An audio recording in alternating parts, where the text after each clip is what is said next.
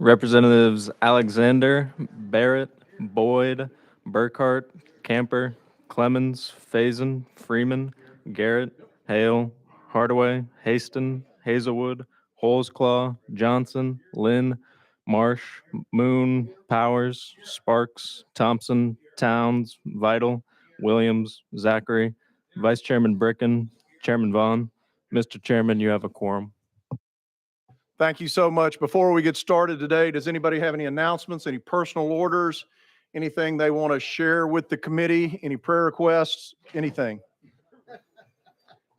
Seeing none, we're going to start with a little bit of housekeeping in front of us. House Bill 349 has been rolled 1 week at the request of who? The sponsor.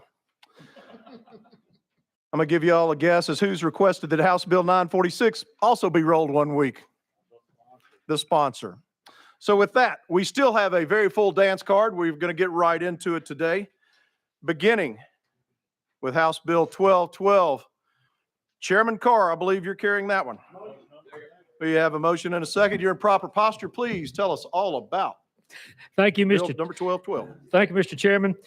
Before we brought this law into effect, currently anyone under 18 years of age, being 16 or 17, could not work in any restaurant where the sales of the alcohol is 25% or more of volume.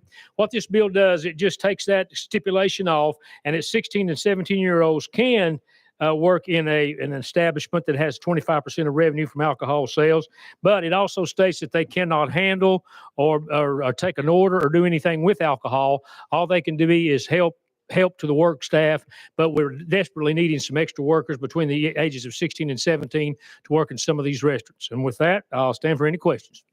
Thank you, sir. So this bill allows 16 and 17-year-olds to work in an auxiliary support manner in establishments, but it does not authorize them to deal with any liquor or alcohol. That is true. They can't even they cannot even take the order at the table. They cannot deliver it to the table. If you could put in your mind, so to speak, as your waitress would come and take your order and get your drinks, and the support staff being a 16 or 17 would carry them food out, set it on the table, or do bus or whatever, but they will not be involved in any alcohol at all. Sounds like some food delivery and busing opportunities. I see my dear friend from Davidson County, Representative Clemens. Thank you, Mr. Chairman. Thank you, sponsor. Does this allow these 15 and 16 or 16 and 17-year-olds to work in establishments where smoking is allowed?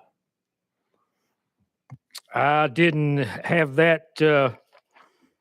I can't answer that. I don't know anything about the smoking part. It's just about if there's 25% or more of the total sales are alcohol. I didn't say anything about smoking.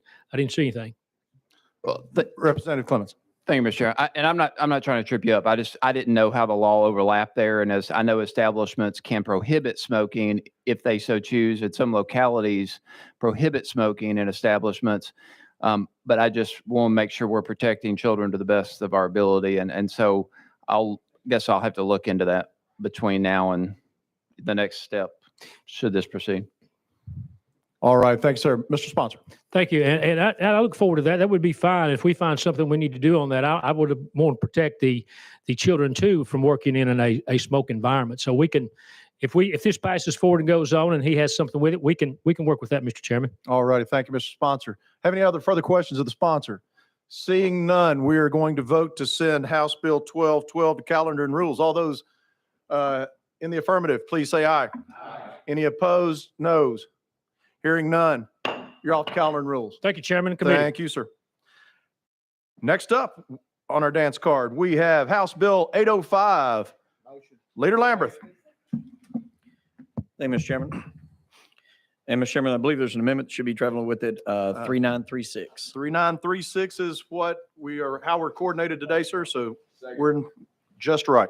I have a motion and second on that amendment. Let's talk about the amendment. Let's put it on, and then we'll talk about the whole thing together. All those in favor of attaching Amendment 3936 to House Bill 805, please signify by saying aye. Aye. Any opposed? No. Now then, we're back on the bill. Thank you, Mr. Chairman and members of the committee. It's a very simple, straightforward bill. The do not call list that you're all familiar with, it's just add text to the do not call options. So if you sign up for that, you hopefully will not receive any unsolicited text, just like you're not supposed to receive any unsolicited calls. Representative Williams. Thank you, Leader Lamberth. The question is, if you could remind me, is the enforcement mechanism on this? Because in spite of our best efforts, I am still inundated with extensions to my warranty on my vehicle.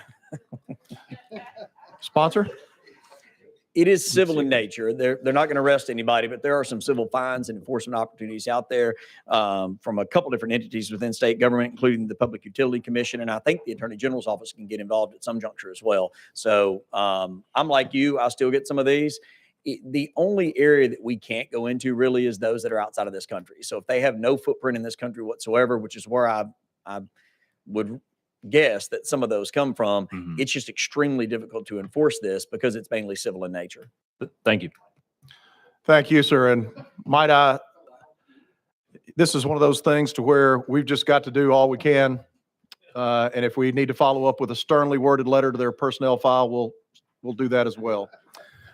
All those in favor of sending House Bill 805 to Finance, Ways and Means, please signify by saying aye. Any opposed? No. Thank you, Leader. Always pleasures doing business with you. Thank you, Mr. Chairman, members of the committee. Chairman Howell, House Bill 136. Good morning, Chairman Good morning, Howell. Mr. Chairman. Tell us all about House Bill 136, please. Be glad to. First question is the amendment, I believe, was put on in sub.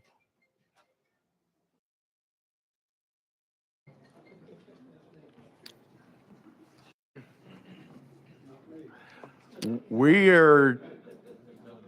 have no amendment Okay. shown, It Chairman was Howell. put on in sub. Amendment made the bill in sub, so forget that I said anything. Okay, we'll just carry on with your knowing Thank style, you, Mr. sir. Chairman. Thank you, Mr. Chairman. This is a cleanup bill. Some of you may remember if you were here. The bill I passed last year was called the subscription bill, which meant if you subscribed to a certain service, such as a particular satellite service online, then you should be able to unsubscribe online as a consumer. Some services, such as the insurance products, were excluded from that bill because they are already regulated under state's insurance code. The bill failed to exclude some service warranty contracts, such as the service warranty on your telephone, which they have to have consumer permission anyway to warranty your phone when you purchase it. And so what this does is just add service warranty contracts to the exclusion part of that bill I passed last year, which is already covered under TCA 562-126. And that's what the bill does. Thank you, sir. Any questions for the sponsor? Seeing none, we're going to vote to send House Bill 136 to Calendar and Rules. All those in favor of doing that, please signify by saying aye. Aye. Any opposed? No. Hearing none. To Calendar and Rules you go, sir. Thank you, Mr. Chairman. House Bill 592 by Representative Reedy. Motion. All right, Representative Reedy, we're here for a brief explanation about the soil scientist world. And I appreciate the opportunity to give you a brief explanation on repealing the law that was placed in 2009. However, I would like to share something with the committee that came to light since the last meeting. And I'll read for the record. Representative Susan Lynn continued questioning Representative John Tidwell about whether consumers had been filing complaints, highlighting the need for licensing, and stated that based on her experience on the Government Operations Committee, the fewer licensed soil scientists there were, the higher the cost of their service for consumers. Representative Tidwell referred to one complaint that had been filed in 2002, but other than that, I don't know of any complaints. He hoped that requiring license would encourage more people to join the industry. Madam, good to see you. So that's pulling up some old archives. And so recently, I'm sure that you have received the same email as well. It says, I understand from quite a few of the members of the Soil Scientists Association of the Tennessee, the 2009 Licensure Act did not perform its original function of bringing in more soil scientists. Instead, it seems to have created a monopoly of sorts. I also understand that if it were repealed, existing licensed soil scientists would not lose their license. Mr. Chairman, I stand ready for questions. Thank you, sir. We had a thorough discussion and vetting of this in subcommittee, talking about the fact that many of us who are involved in ancillary ways and hire these services out believe that there are qualified individuals, and TDEC has its own quality control metric by which it enforces these people. And so for those who were not here in that testimony in subcommittee, I just wanted to mention that. Let's see, Representative Freeman. Thank you, Mr. Chairman. Thank you, sponsor.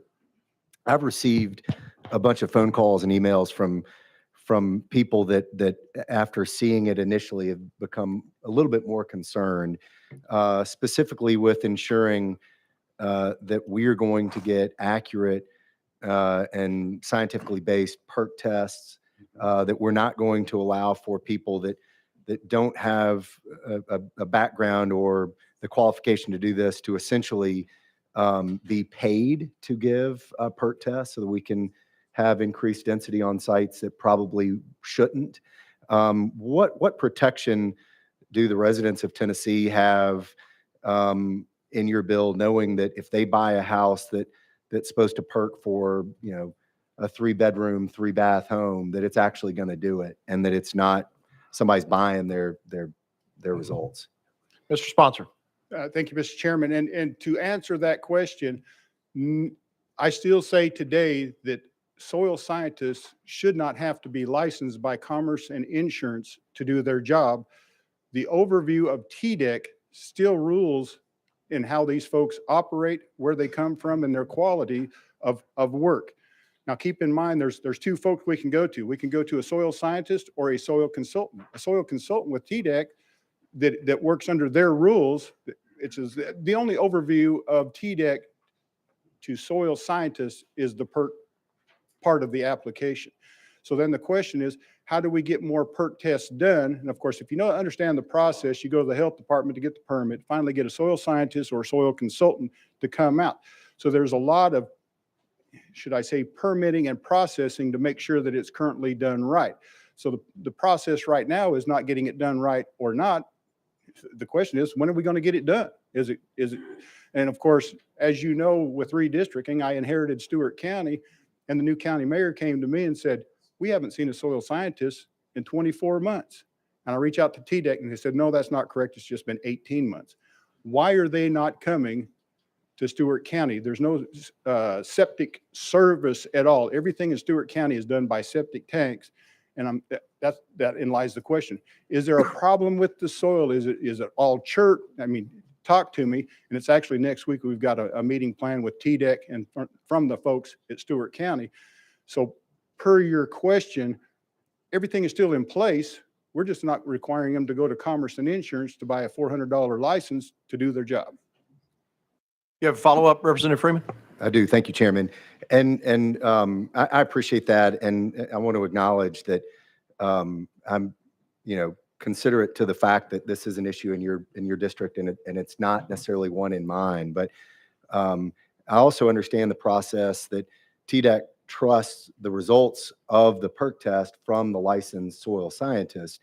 And part of that trust in them being able to do it is the fact that they have taken a test, that they are licensed. And while, again, I appreciate that there's a backlog, I'm not sure that the answer to solving the backlog is removing the restrictions that ensure that we have qualified people doing this. I mean, the same concept could be, we have an issue in engineering, drawings being produced. And so we're just going to remove the requirement of an engineering license, or the fact that we have lack of access to doctors. So we're just going to allow me, who I'm not a doctor, to perform medical procedures. And again, I hope that there are safeguards in this bill and the application of the bill that are going to protect the people across the whole state of Tennessee, that when they buy a house and it says it's going to PERT for 3 bedrooms, 3 baths, that it's actually going to do what's said. And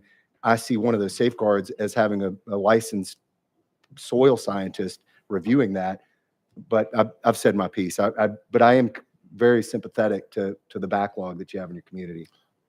Thank you, Representative Freeman, and I'll speak to that to some point. The TDEC is not ceding its authority to approve the people who provide soil percolation tests and absorption tests. That's not what's happening. What we're not going to have is a dual system to where Commerce and Insurance charges a soil scientist license. TDEC will still have its approved list of approved soil consultants that they require this approval to sign off on plats and things such as that nature. So I don't want anyone to think that what we're doing here is alleviating the burden of competent people providing absorption testing for single lot sewer systems. Representative Boyd. Thank you, Mr. Chairman. I call previous question. All right, Question on the bill.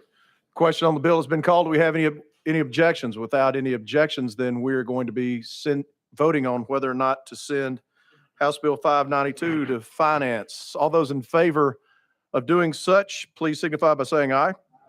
Any opposed, signify by saying no. And if you would, record those noes with the clerk if you would wish to. And with that, Representative Reedy, you're on to Finance.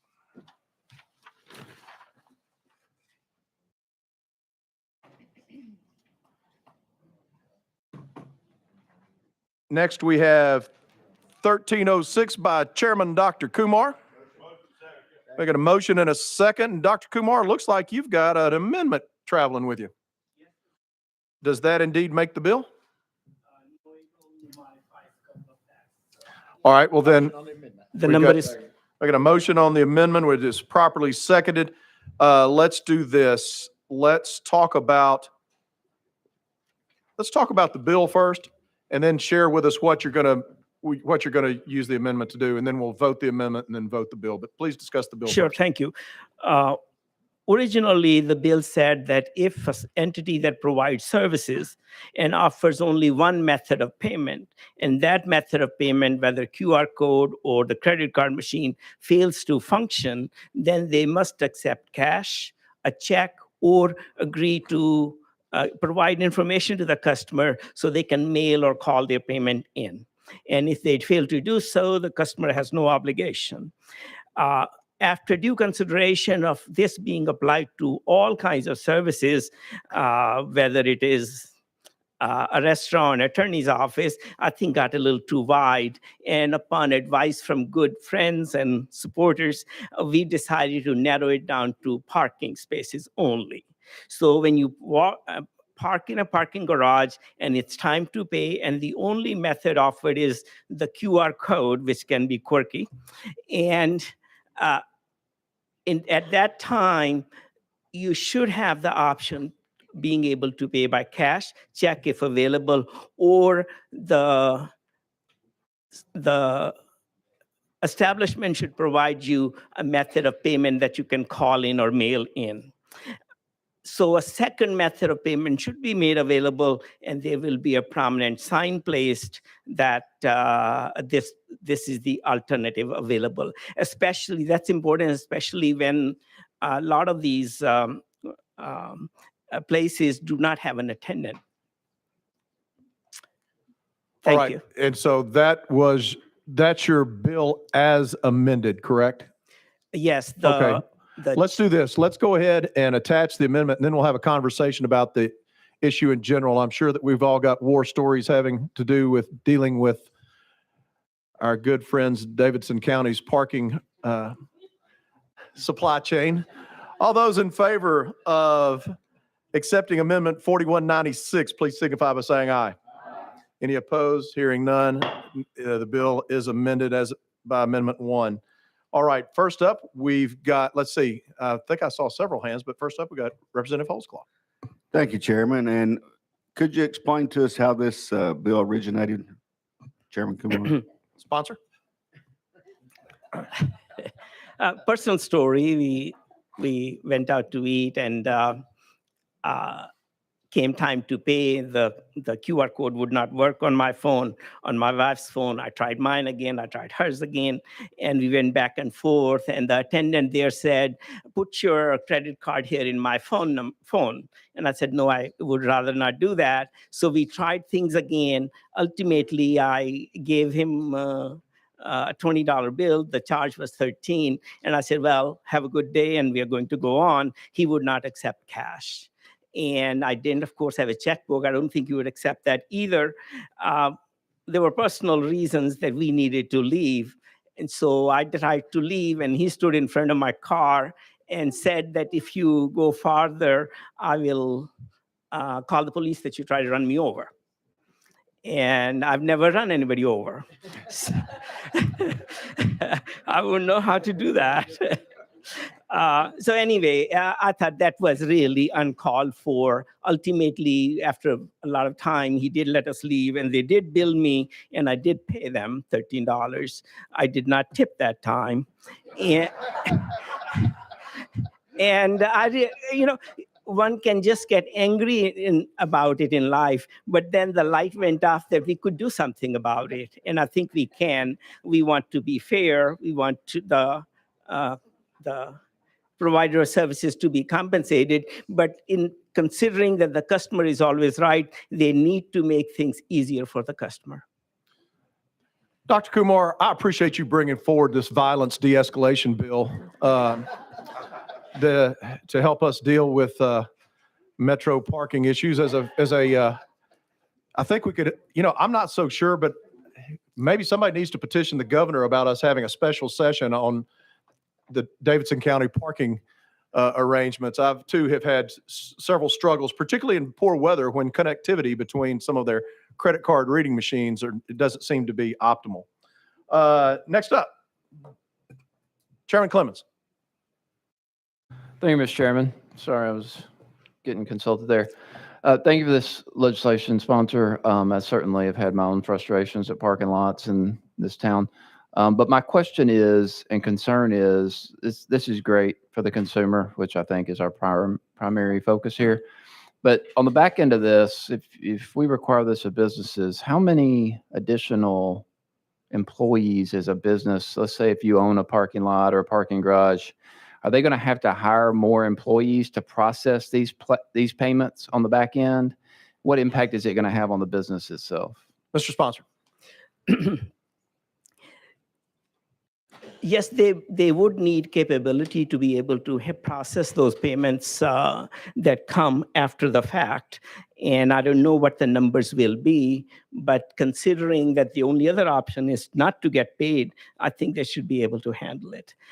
It's very simple. They can provide an 800 number that a customer can call and give a credit card number. Thank you, Mr. Chairman. All right, thank you. Do we have any more questions or comments? Representative Lynn.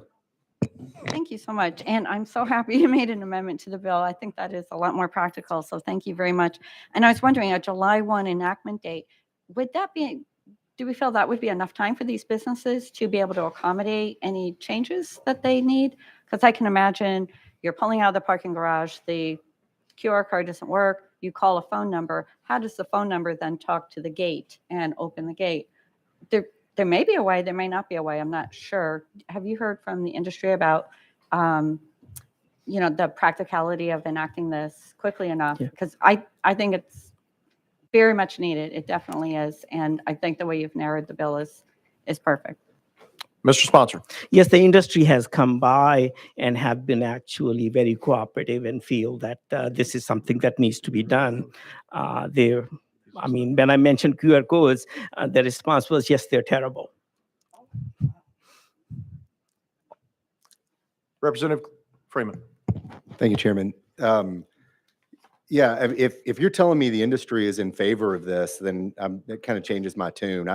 I would have concern of, these are private properties in most cases, and it's not a right that we have to be able to park in someone else's property. Just like nobody has a right to come park at my house.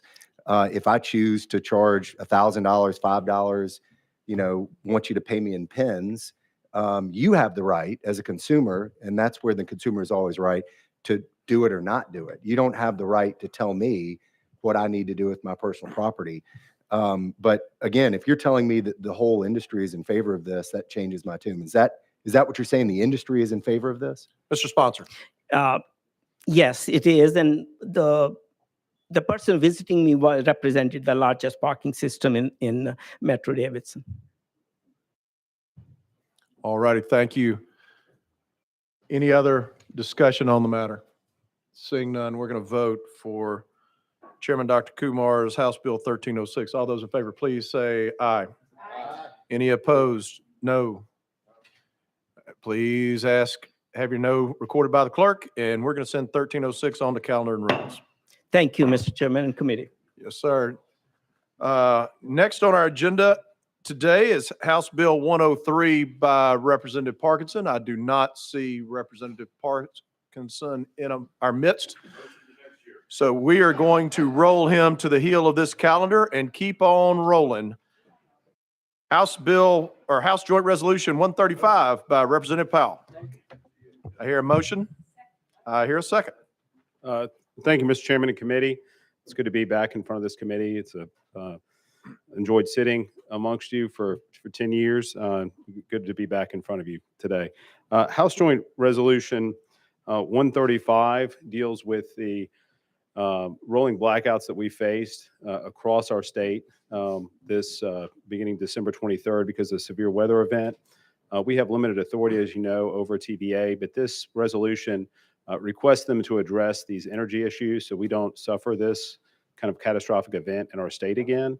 And I think it's important for us all, I know, heard from our constituents about the seriousness of this issue and wanting us to fix it, as a General Assembly to let them know that we are requesting them to please address this issue so it does not impact the state of Tennessee again.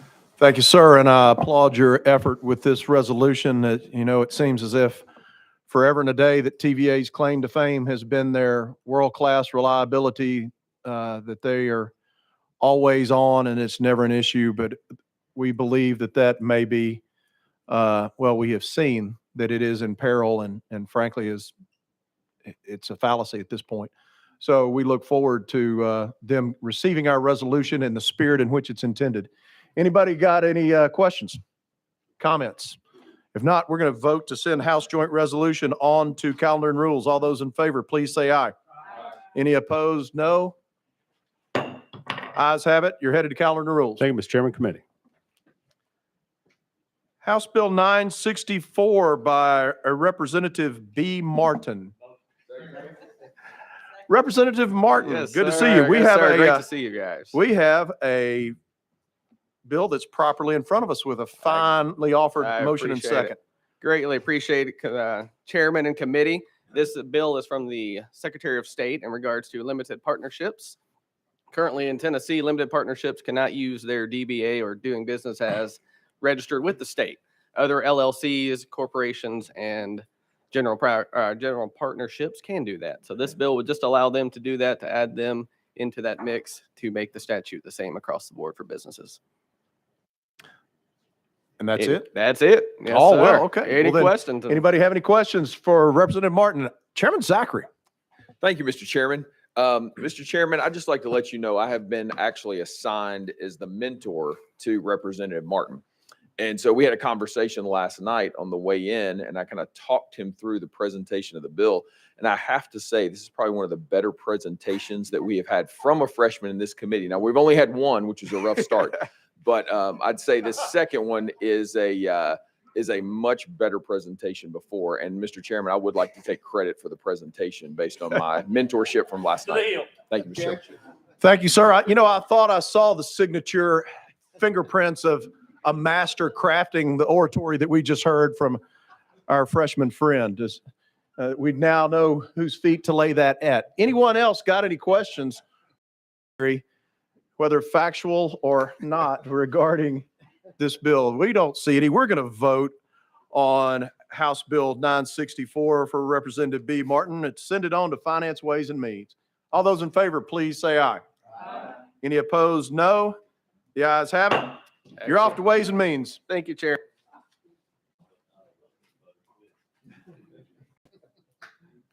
House Bill 349 is rolled 1 week. Oh, we were about to go back-to-back freshmen.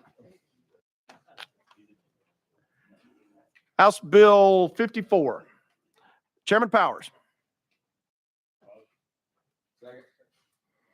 Motion and second on the bill, or do you have Amendment 3922 with you?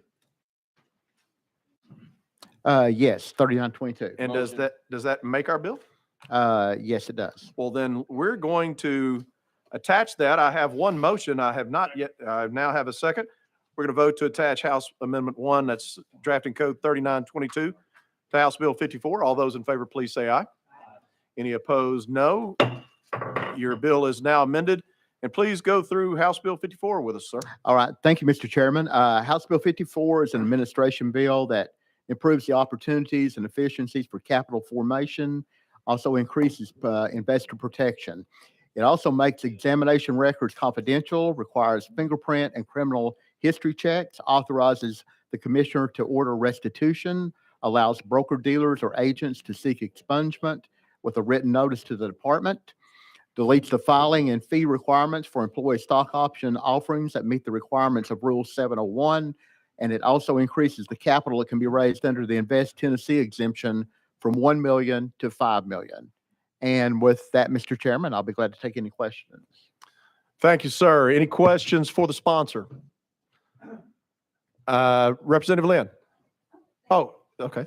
Thank you, Mr. Chairman. Mr. Chairman, last week I was erroneously recorded as voting no on this in subcommittee. I did not. So I will be putting in somehow to get my no vote changed to a yes, because this is an excellent bill, excellent sponsor, and excellent presentation. So thank you. Thank you, Thank you. Representative Lynn. Let the records reflect. Let the truth ring out. Representative Lynn voted yes last week, and she intends to do so again this week. Representative Hardaway. Excuse me, Representative Hardaway. My apologies. Oh, hey.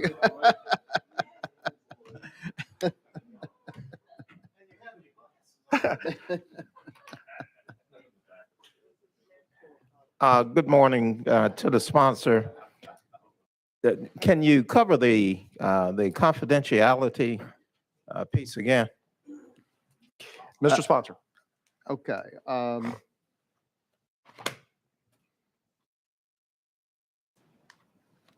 Yeah, let me just mention something about that. The security of the citizens' private and personal financial information is enhanced by making the examination records confidential.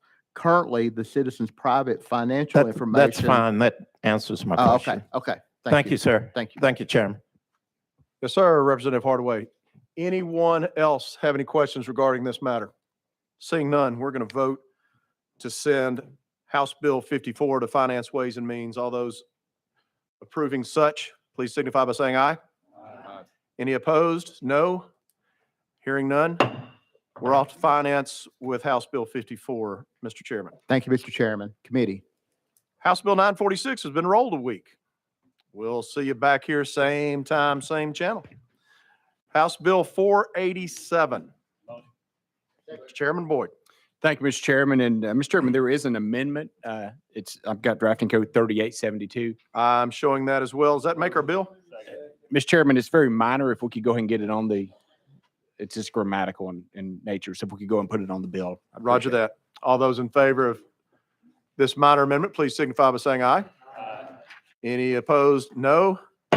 Your bill is now amended. Chairman Boyd, talk to us about this one. Thank you, Mr. Chairman of Committee. So House Bill 487 just clarifies that under current state law that streaming services do not pay the cable franchise fees that cable and fiber currently pay when they're on public property. And so there has been recently a class action lawsuit that's coming across the nation, and certain cities across the country are getting involved in it. And it, like I said, this just clarifies that streaming services do not pay the cable franchise fee. Mr. Chairman, I'll take any questions.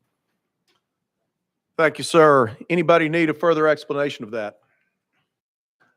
Chairman Clemens.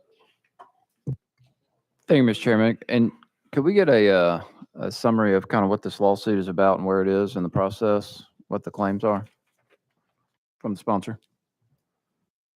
Mr. Sponsor. Thank you, Mr. Chairman. And so this is the lawsuit. I don't have all the details on which law firm, who's sponsoring it. There are no cities there in Tennessee that are collecting this on streaming services, nor would they be allowed to under current law. We just recognize that this is coming. We want to further clarify that. And that's pretty much what it is. I don't have the details on the law firm or anything. It's not affecting any of our cities yet. It just prompted us to be proactive here and get ahead of it. Thank you, sir. Chairman Clemens. Thank you, Mr. Chairman. So my question is, are we limiting with this legislation localities' ability to collect fees that they might choose are necessary and in their best interest? Chairman Boyd. Thank you, Mr. Chairman. No, we're not limiting them. They are already limited. Under current law, streaming services do not pay the cable franchise fee. This is just simply clarifying it to get ahead of what could potentially be a lawsuit if we don't get it cleared up now. All right, thank you for the clarification. Kind of the way that I view this is the cable companies are paying a franchise fee to use the right of way and use the hard assets of a community to distribute their product. But what goes through the wire is not subject to the franchise tax. And that's what we're clarifying with this. Anybody have any further questions? All those in favor of sending House Bill 487 to Calendar and Rules, please signify by saying aye. Aye. Any noes? Hearing none. 487 goes to Calendar and Rules. House Bill 82 deals with workers' compensation. And for this brief presentation, we'll turn to the king of workers' compensation within the General Assembly, Chairman Boyd. Motion and second. You're in proper posture, sir. Thank you, Mr. Chairman. I do have an amendment. I'm showing drafting code 3993. I see that as well. Let's get that attached. All those in favor of Amendment 1, which is 3993, please signify by saying aye. Aye. Any opposed, no. 3993 is now attached. If you could talk with us about this bill, sir. Thank you, Mr. Chairman. And I'll try not to get into the weeds too much and just hit the high points here, but this is brought by the Bureau of Workers' Compensation. It makes various changes to the statute. The first of which is under current statute, the Uninsured Employees Fund has a provision where it allows $20,000 to the dependents of a worker who is temporarily disabled, $20,000 for medical benefits, and this would simply add a $20,000 death benefit for someone that died. This would be funded exclusively from the Uninsured Employees Fund, which is paid by penalty, so there'd be no cost associated with this. The state anticipates if it's used, it might be one person per year. So it's covered there fiscally. It also clarifies or adds that workers' comp courts will be able to award a 25% penalty to the injured worker if the workers' comp insurer carrier is proven to have wrongfully failed to provide coverage. The third thing that it does is it allows workers' comp judges to use their discretion, and it changes it to a maximum of 20% of the recovery instead of a mandatory 20% of the recovery. It clarifies that a C-32 medical form that currently has to be wet signed, it could actually be done electronically, or a copy of it can be used. And it codifies standard practice of having settlement agreement prepared by a mediator as one of the party's legal representatives, and it establishes a voluntary certified physician training program to educate physicians on best practices in treating injured workers and assigning permanent impairment ratings. Mr. Chairman, I'll take any questions. Thank you for that very thorough 20,000-foot view. Any questions on those issues? Let's say that we hope that this death benefit never has to be paid. That's something that is a nice thing to be added into it. I'm not seeing any questions. No one's inquisitive with this matter, so we're going to vote it. House Bill 82, do we send it to Finance, Ways, and Means or not? All those that want to, please signify by saying aye. All those who do not want to, signify by saying no. Everybody wants to send it. Chairman Boyd, House Bill 82 goes on to Finance, Ways, and Means. House Bill 316 is brought to us by Vice Chairman Bricken. Vice Chairman Bricken, you're recognized and you're in proper posture. Thank you, Mr. Chairman. I'm certainly pleased to present House Bill 316 to this committee comes from the administration, from the Department of Finance. Bill's known as the Money Transmission Modernization Act, the Money Transmitters Act of 1994, a model act that we hope all states will eventually adopt over the next several years. It will improve and provide uniformity and licensing and regulatory standards for this industry. It will protect the citizens of Tennessee in their transmission of funds and the vendors by providing uniform standards for the industry. With that, I'll certainly try to answer any questions. Thank you, Vice Chairman Brickens. I can tell you, folks, this is a monumental piece of legislation when you consider the sheer volume of electronic transactions that are flowing through the inner tube these days. It is uncanny, the overall number. And we got to give a shout out to our folks with the Banking Commission, our Commissioner of Bank and his staff to give us this model legislation. We think it's going to help us get current quickly because this is an industry that moves, frankly, faster than the regulatory environment. So anybody, any questions? Seeing none, we are going to vote to send House Bill 316 to Finance. All those in favor, please say aye. Aye. Those opposed?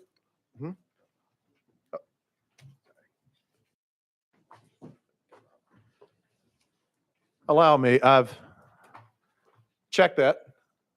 Control has just called in and said it's not going to Finance, Ways and Means, it's going to Government Operation. I hope that doesn't change your vote. All those in favor of sending it to Gov Ops, please signify by saying aye. Any of those opposed to doing that? Good. We're off to Government Operations with House Bill 316. That gets us to the heel of our lengthy calendar today. I appreciate everyone staying attuned. I still do not see Representative Parkinson in the room, so we are going to roll him. Excuse me, Chairman Clemens. Thank you, Mr. Chairman. I believe Representative Parkinson is on his way down as we speak. So if you want to wait or adjourn, that's up to your discretion. But if he is on his way.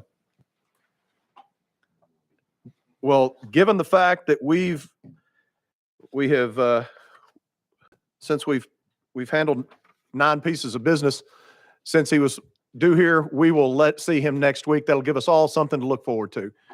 With that, our meeting is adjourned.